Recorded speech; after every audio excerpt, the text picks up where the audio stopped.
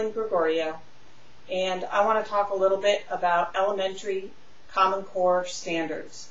I want to talk about the pros, which is the goal of the Common Core standards in elementary school for mathematics, which is to increase and build number sense, but then the cons, or the problems, which is the implementation, the homework assigned to students, teacher preparation, tests, assessments, ignoring common sense, and ignoring choice.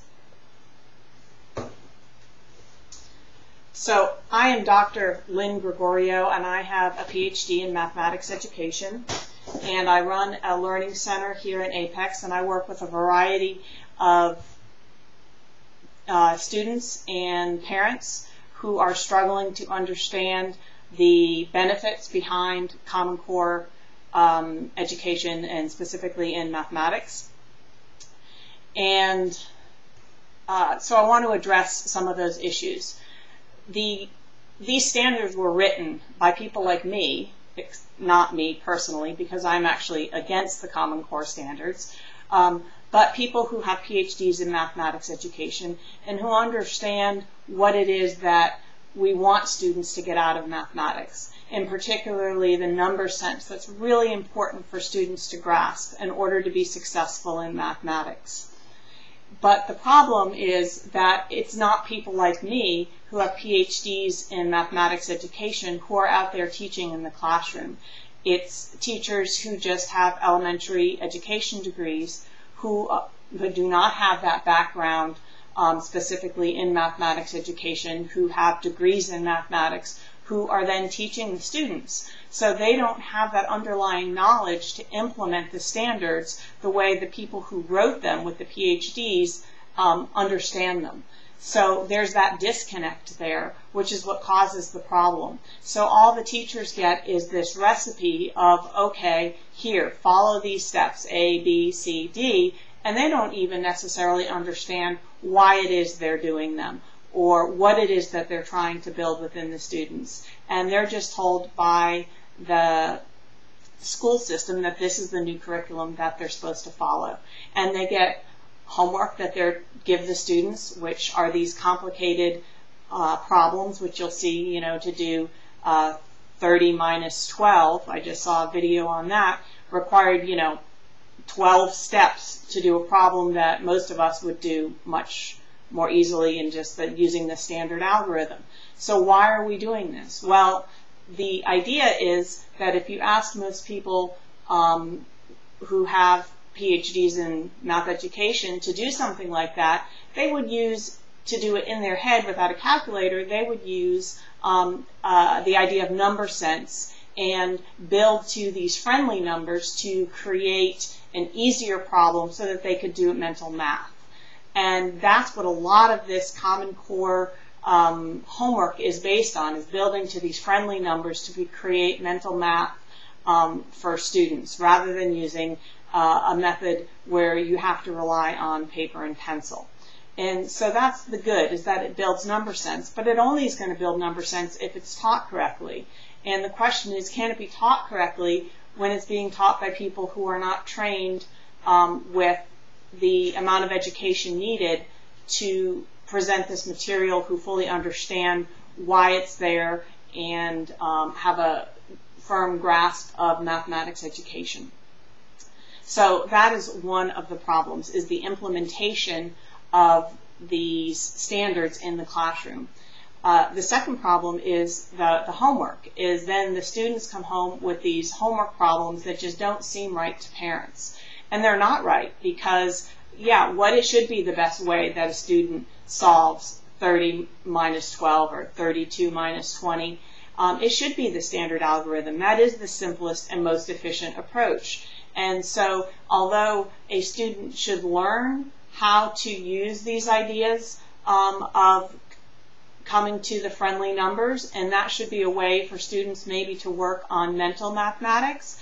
If that's a homework assignment, the most effective way to solve a homework problem where it's written in front of you is not to use friendly numbers, it's to use the standard algorithm, and that's what should be taught. So homework that goes home should be using the old approach, which is your standard algorithm. And students should learn which approach is the best approach to use given the problem. And that's not being addressed in the Common Core standards at all.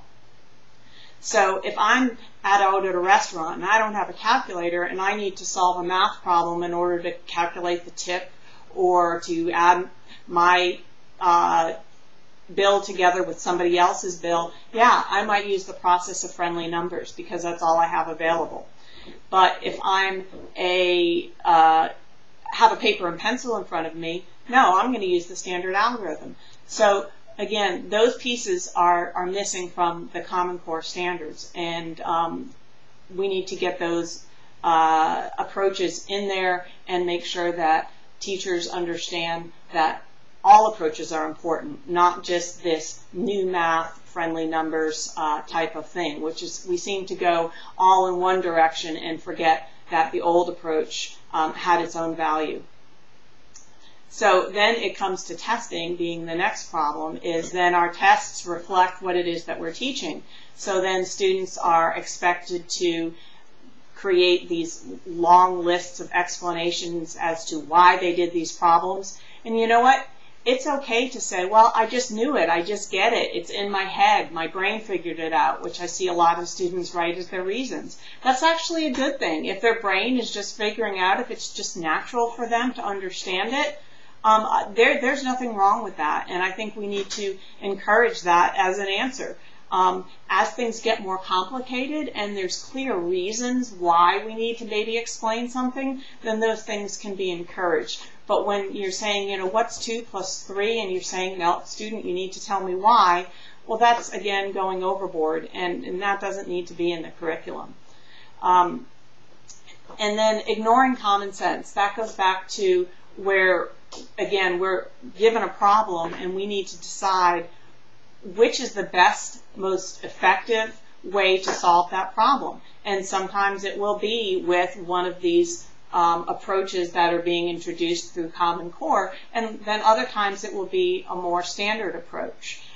So being able to use our common sense to figure out which approach is the best and most effective, or that makes most sense for the student. If the student is not able to, struggles with number sense, and they're not able to grasp that, but they can do the standard algorithm and get there, then that should be the approach that they're using for now. It should be about building success for the student. It should not be about penalizing the student and making them feel like, oh, I'm bad at math and I can never do math, because that's just going to cause more and more problems down the road for these students and set them up for failure. So our goal needs to be about making math successful for students and using our common sense as we go along, and not just saying, well, this is how it's done now and this is the only way that we can do it.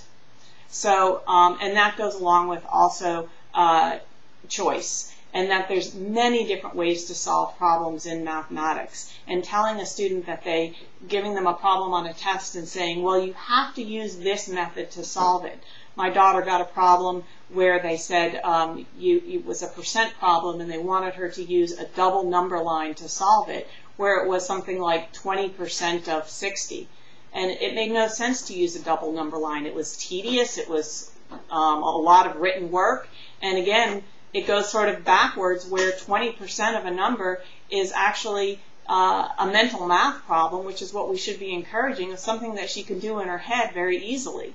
So she should have the choice of which way makes the most sense to solve it. And if she can solve it in her head using number sense, then why are we forcing her to use a double number line, which is time-consuming and long and tedious? So having that common sense, allowing choice, those are all important things that are just not factored into the Common Core curriculum. So although math educators had a good intention with the idea of building number sense, they did not go about it in the right way, where the implementation of this entire program just sort of fell apart, and nobody is willing to stand up and say that although the idea was good, it didn't work, or we need to fix it, so that we can get that right idea, but with the right outcomes. So I hope this video helps explain some of the problems with Common Core. Again, I am not a fan of Common Core with the way it currently is. I think there needs to be a lot of changes.